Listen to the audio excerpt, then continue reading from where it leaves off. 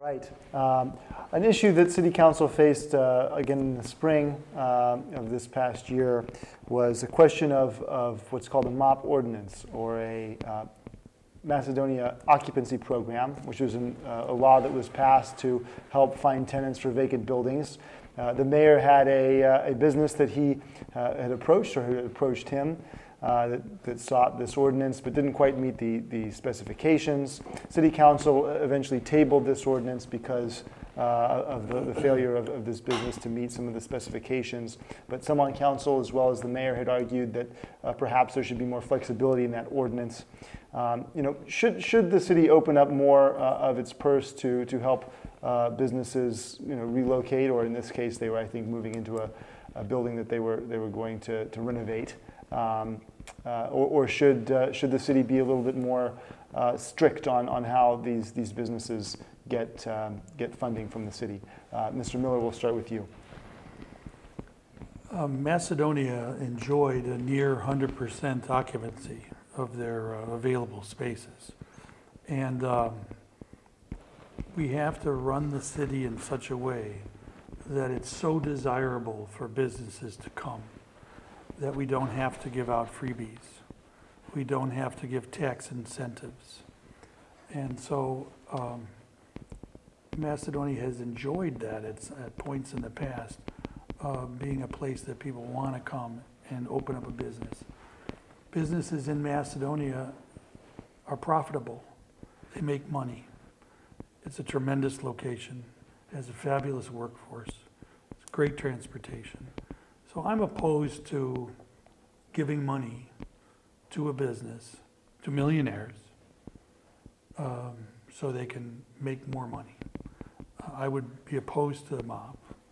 And in this particular one, I was in the audience watching. The fellow was kind of upset that he didn't have his way with council. I think council was wise in thinking twice.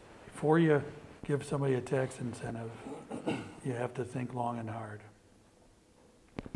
All right, Mr. Bilkie. Those are good points. You have to be on an individual business basis, I think. In the long term, what's best for the city.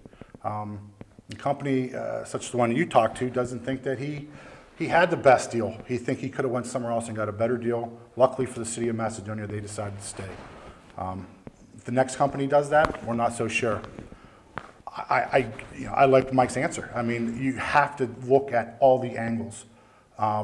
If we want to lure a company here that has high-income employees and can raise our income tax base, then maybe in the short term it's great to give them a MOP, which and in the long term you have to make sure that company stays. There's a lot of little cities around here, and all of them have their claws out trying to grab companies that are looking to expand, looking to relocate, and we just got to make sure that the companies that we have in Macedonia stay, and the companies that want to relocate take a look at our logistics. I mean, we live in a great center with Route 8, 480, 271. Got to make sure that we get companies that understand that. We paved all these roads, new on-ramps, ton of traffic right now, but in the long run, that's going to be great for any company that has some sort of service where they have to pack something and move it out. So I think that we should go after those companies. As far as a MOP program, hopefully they don't ask for one. But if they do, we should take it on an individual basis. All right. Mr. Molnar. We don't always start with the MOP program. It's not something that you just toss out there to take a loss for the community. The MOP program was developed to remain competitive in the market. It's often misunderstood that those things are given away and you're giving money away to millionaires. That's not the case. In the business in question here, all they did was come to us and say, "Can you modify your program to help us?" I don't remember the numbers, but it was modified down to be next to nothing. But to say you don't want to give it to millionaires, oftentimes that's what the companies are. They are millionaires. I would love to be a millionaire. It's not in the cards for me, but if they are millionaires, you can't cut them down for that. You want to bring these companies in. You want to be attractive to them. We lost out on a couple of hospitals coming into our town, which anyone knows a hospital is huge tax dollars. Why did we lose them? Because there was a more competitive MOP program in another community.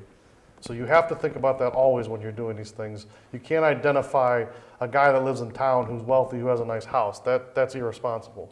You want to go after these people. You want to make it look like you're a community that's welcoming, not only to the businesses that you have and had, but to the new ones coming in. All right, Ms. Darrow. Yes, the MOP, the law department introduced, well, they put the legislation together. Apparently, the mayor and the business happened to, you know, talk about the MOP and stuff. And then so what the mayor did, though, the law department wrote the legislation, and when they introduced it to the council, it was not in conformance of what the MOP should be. So that turned us into having to go into a committee.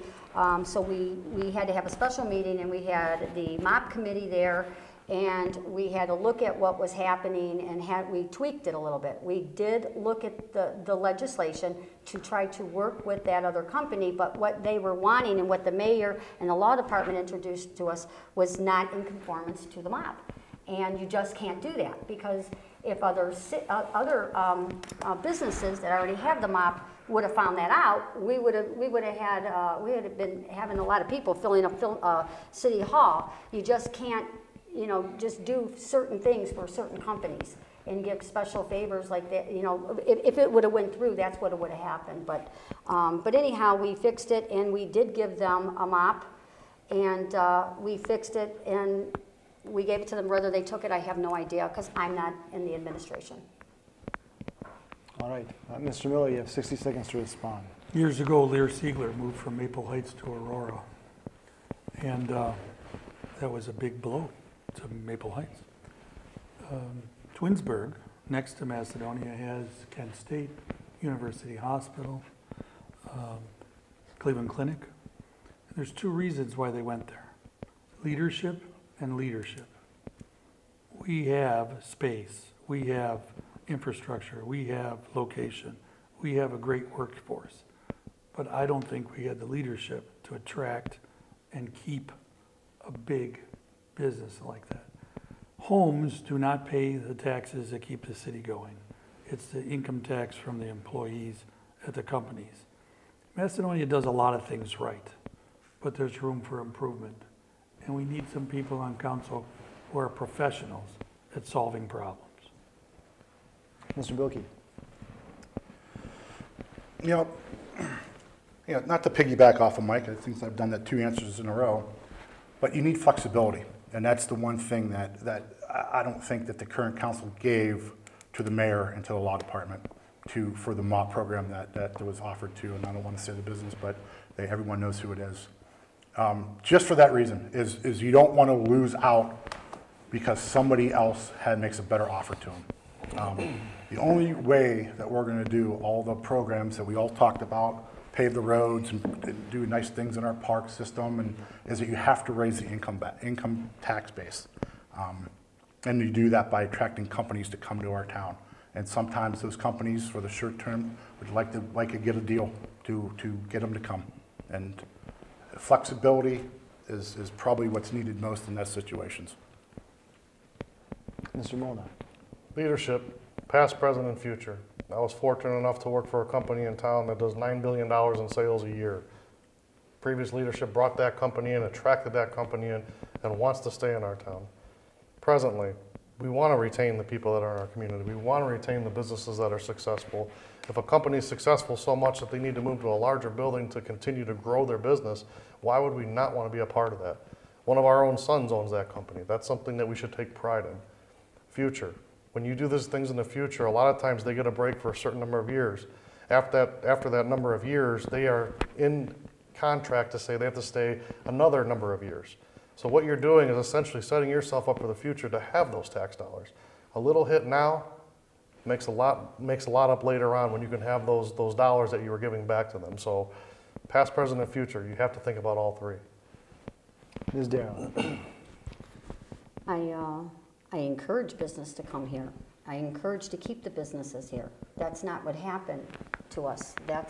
You have to follow the laws, and the legislation was not following the law.